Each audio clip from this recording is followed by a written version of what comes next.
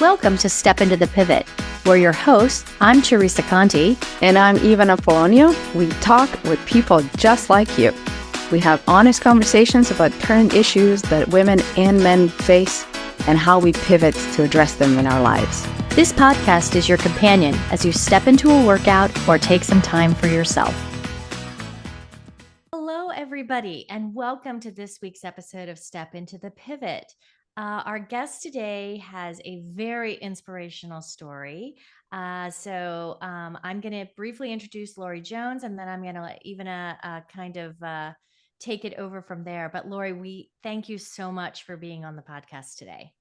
Oh, I'm super excited to talk to both of you, and thank you for having me. I appreciate it. Thank you, Lorie, for being here. You are so relaxed. And and you bring in this, just calm, poised, centered state into this conversation already. That was my experience with you when we first met. There's a reason, everybody, why I'm mentioning this.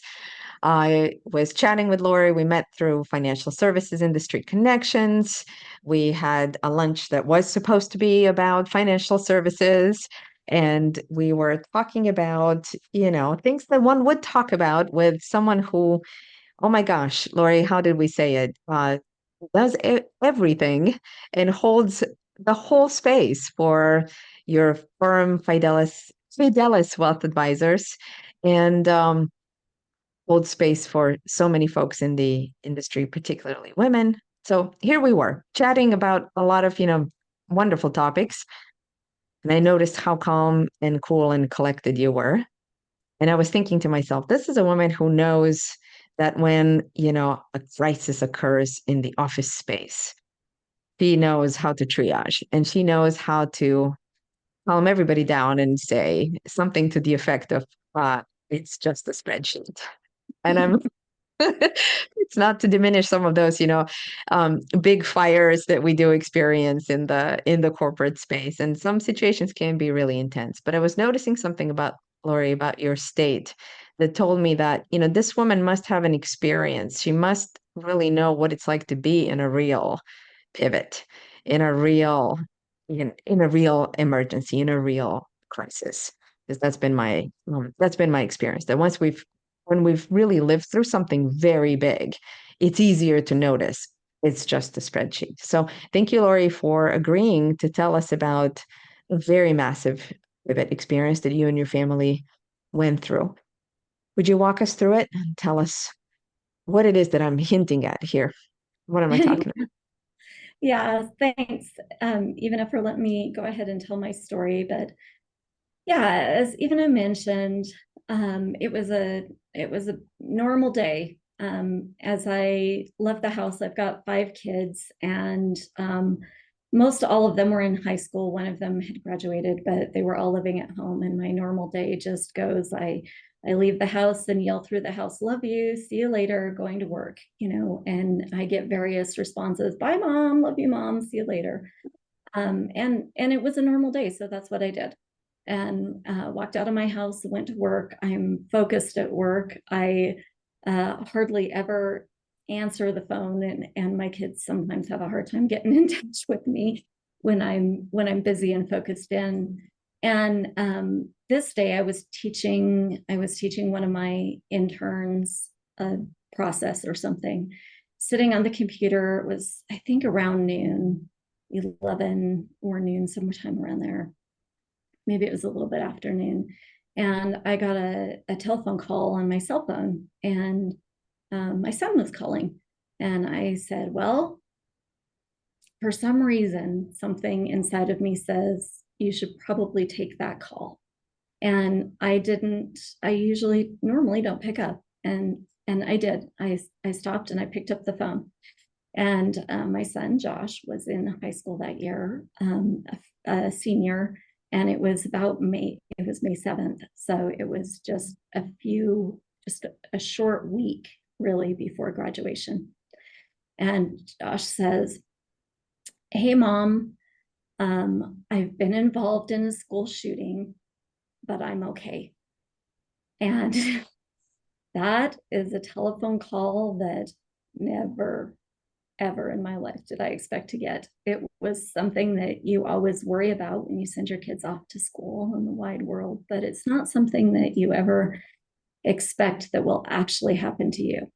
And so my whole body kind of pivoted at that point to the center of my son.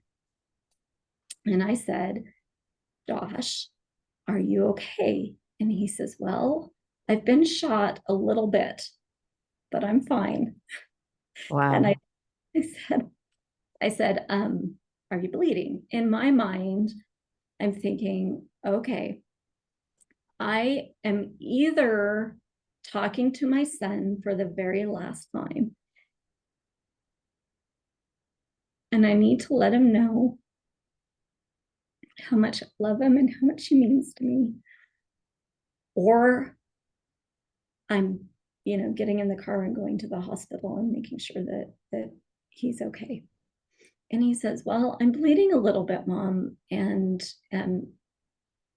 he said that the other student that was there in the classroom with him had called the police and the ambulance, and they were on their way.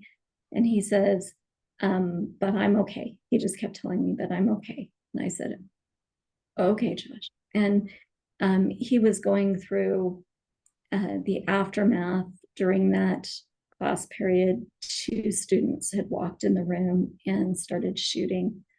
I found this out later, and Josh and Brendan and Kendrick Castillo, all 3 stood up and rushed the shooter and disarmed one of the shooters, while the other one was taken care of by a teacher and another student. And so when Josh called me to tell me his situation, he was at that point laying on top of the shooter and bleeding from a couple of different gunshot wounds, which, if you could tell from my story, he downplayed quite a bit when I got to the hospital that day. I said, Josh, there are holes in my boy. I said, so why did you not explain this? But so he was in the midst of that situation. He had his phone, and he had called me. He said later, and afterwards they asked him, why did you call your mom? And he says, well, my mom usually knows what to do in a hard situation, he said, and I had a very hard situation and I needed to know what to do. So he was on top of the shooter when we were having this telephone conversation and trying to, one of the other students, Kendrick, had been shot, and the second boy who had helped tackle the shooter was trying to stabilize Kendrick. And so it was a really difficult and chaotic situation for him. And I knew that he needed to be present where he was at. And so I understood that he was going to do okay. And I knew where they were taking him. I knew the closest hospital. And I said, Josh, I'm going to come to the hospital. I'll get in the car right now. I said, but as long as the ambulance and the policeman had come in while I was still on the phone with him, as long as the ambulance and the policemen were on their way, then I was going to get to the hospital as soon as possible. So I did. I jumped in the car and went to the hospital. Wow. I mean, you did such an incredible job now walking us through this, the layers. I mean, obviously for us, this is just something microscopic relative to what you experienced, but the layers of like, okay, the phone rings and then it's your son, and then you hear the voice, and then he says, it's me, I'm okay, I was involved. But then, you keep dropping in layers and layers. It's like when we picture this scene that you just, portrayed here for us, he's calling you, I'm imagining probably from the floor. I mean, he's lying on the shooter. The bravery of your son, the heroic act here is, probably worth a lot more than just one, pivot episode with us and the conversation, from his side of things, but really continuing to be curious here about your experience as the mom.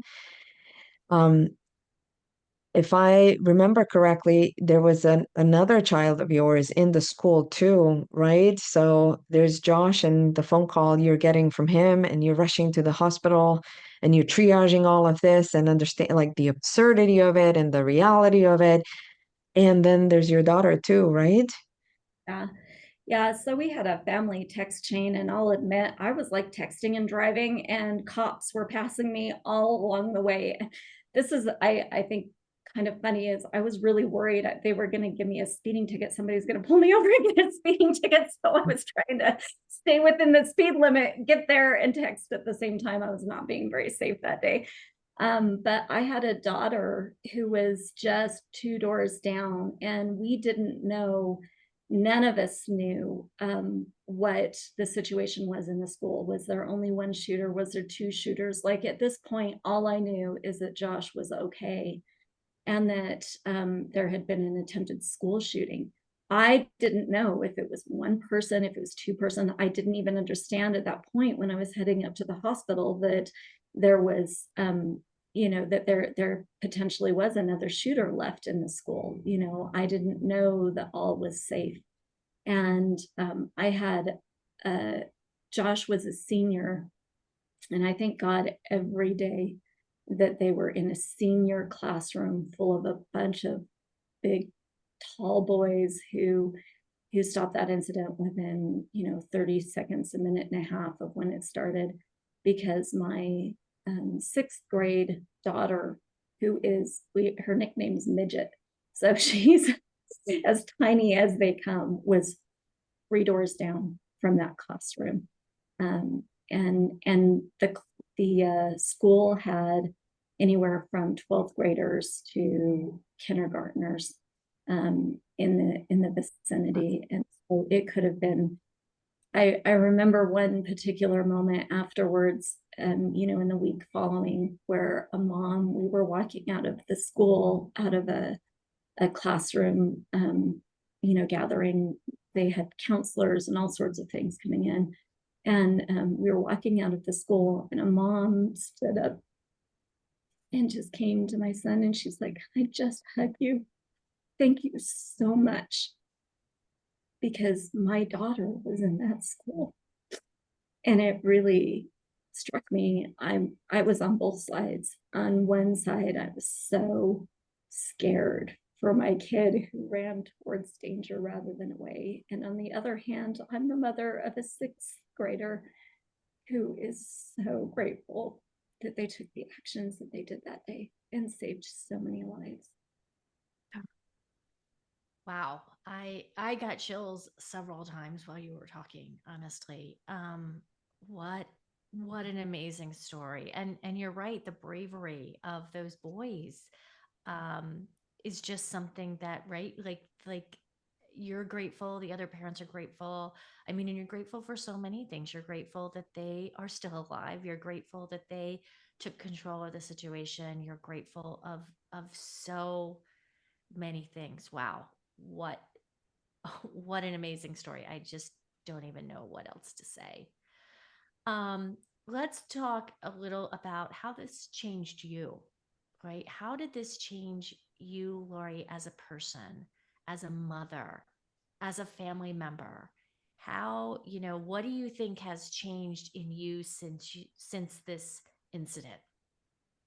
Okay, well, I'll tell you the most obvious one thing. You're going to laugh. I always answer my phone. I answer in the middle of a meeting. I turn on the, I don't care if it's, I answer my phone, period, 100%. So that my kids know they can get a hold of me now. No questions. I think that one of the biggest changes that came along is that I really do, sometimes you get discouraged when you think of, I'm just one little person in a big wide world. And what can I do that really matters? What can I do that really makes a difference? You start feeling like maybe nothing, maybe all my actions don't really mean a whole lot. And why should I try? Like, those are the discouraging thoughts that come into your mind. And I can tell you that after this incident, it became very, very clear to me that one person standing up and doing the right thing at the right time can impact hundreds and thousands and millions of lives. You know, as you watch those boys, and particularly as Kendrick stood up and gave his life so that the other 30 kids in that classroom went home that night, including my son, you know, so that, and he couldn't have done it alone. You know, Brendan and Josh needed to, if just one of them had stood up, imagine that it wouldn't have worked. But all three of them working together really made a difference. And they made a difference in those kids' lives, in those teachers' lives. There are babies being born. My son actually was just married on May 7th, which is the anniversary of the shooting. He said he wanted to have a good memory replace a bad memory, and that he is going to go on and live a full life with lots of different lives that he touches and impacts because one person stood up. You can make a difference. Well, first of all, congratulations. That's awesome. And I love that he wants to relate that date to something good that happened too. And I asked you the question in the context of, as a person, a mother, but I think what you said also applies to the leadership in business, right? You being a leader in business, and I think to me the message is that you just said, where you want to impact everybody, and you want to just even just affecting one person, right, is true as a person, as a leader in business, as all those kind of things. I think that's true. I think that as I develop a team who I love and adore and want to be successful and want to go on and do great things professionally and personally, that I always remember that one person, telling you, you're doing a great job. I really appreciate what you're working on here.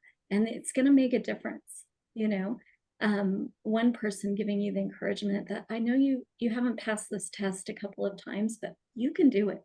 You're smart. You're driven. I know you can do it. Give it one more try. I know you'll do it this time.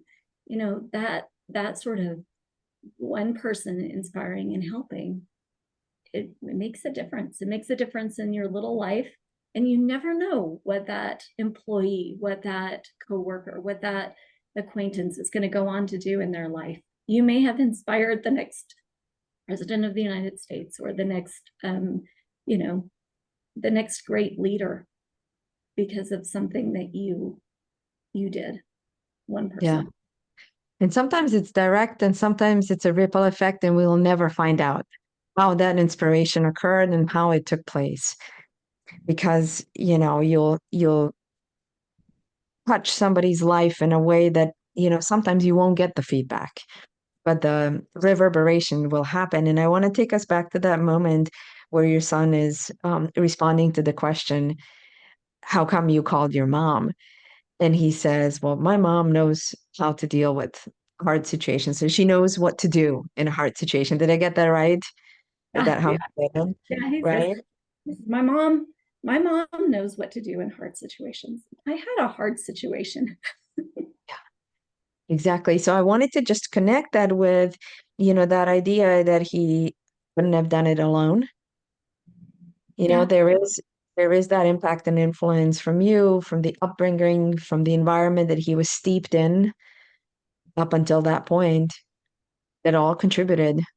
Well, I often say, and I said as we were, going through the aftermath of that incident, all three of those, boys that stood up and tackled the shooter on that side of the room, all three of them acted in a split second. They didn't have time to carefully consider the options or decide whether or not they wanted to move one direction or another direction. They immediately stood up and acted.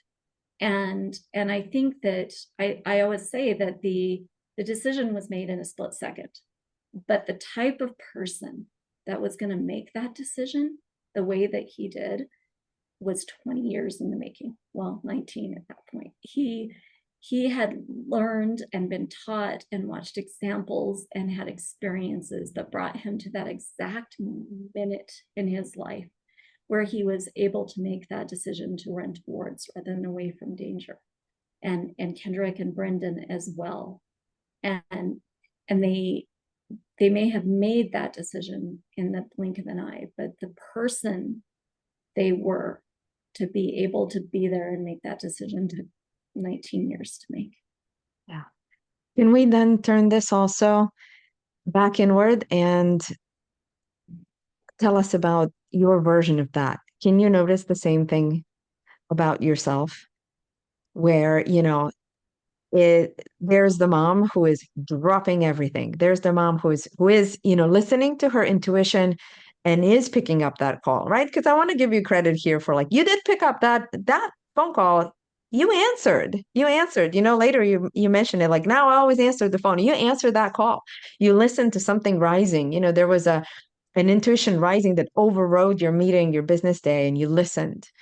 And then you drop what you were doing and you drove yourself out there. And then in the aftermath of everything, you didn't give up on life. There is, like we say with our other guests too, as a result of this pivot, there seems to be, more of you available for life, for courage, for leading with an open heart. You've not become more judgmental, more bitter, more, jaded, right? Even in the face of something that really points to, the tragedy of certain human behaviors, right? Can you just take us through that as we conclude, and then Teresa will help us wrap it up? Yeah. Yeah. I think that as one of the things I learned out of that incident is I just learned what good people there are on this earth. We were getting calls and letters and prayers, and you can feel that power that was coming our direction from all corners of the world and the country. And it felt like I was just wrapped in a really big warm hug from everyone on earth. And it really did, and still to this day does continue to make me feel like there is so much good in this world, and it just takes a minute to look for it and spread it, because I know that one person, one life, one action makes a difference. I worked really hard on growing young women in finance and in general in professions. I started a podcast to help them kind of get a mentorship or some sort of example from women who have been through what they've been through, or what they're going to go through. And that's my little way, my little ripple that maybe over time will become a big, huge ocean wave to give back and realize that I have been just buoyed up by the sense of love in this world, and I can help others along my path with that same kindness and love that I was shown. Well, I think it will become a big wave because I think there's lots of us who are committed to the same sort of thing. And the thing I really love about that, and I talk about this with people all the time, is, when you have something you're near and dear to, right?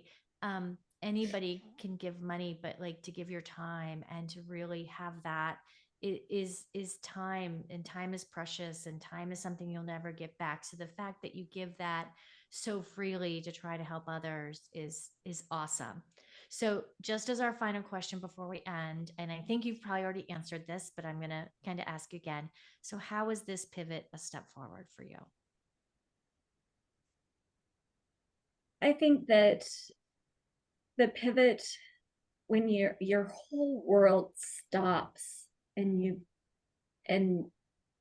a pivot to me feels like you stop and change direction, but it feels like a one point in time kind of thing where you stop there and move, and change direction. And this pivot, it really was that your whole world just narrows to one small tiny focus, and you move based on that event And then I think that even I kind of explained it, there's a lot of other small pivots that come because of it.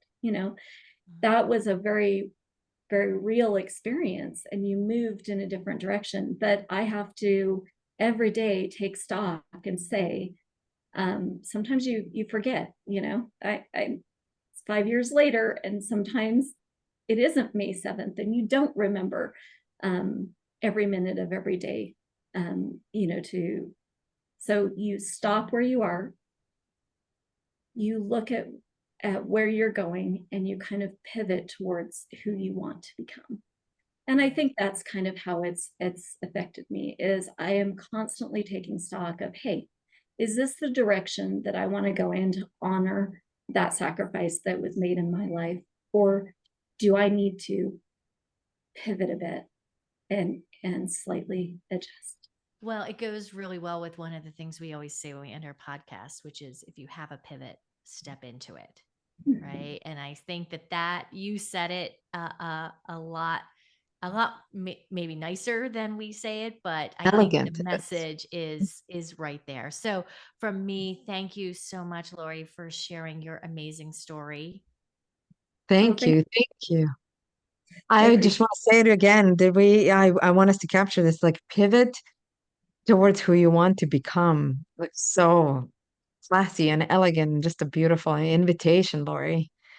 We so appreciate you.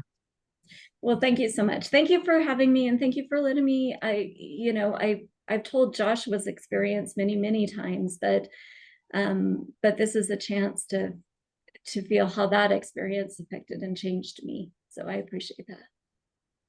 Yeah, thank you. Thanks everybody for listening. We'll talk to you next week. Bye. Thank you. Bye. Thank you so much for joining us on this episode of Step Into the Pivot. We hope you found inspiration and valuable insights from our conversation. Remember, life is a series of pivots, and it's in those moments of change that we truly grow. If you enjoyed today's episode and want to stay connected, make sure to check out our websites. You'll find additional resources, behind-the-scenes content, and more details about our incredible guests. We love hearing from listeners, so reach out with your thoughts, questions, or your own pivot stories. To keep the conversation going, be sure to follow us on social media. We're on LinkedIn and Instagram, where we share updates, quotes, and engage with our amazing community.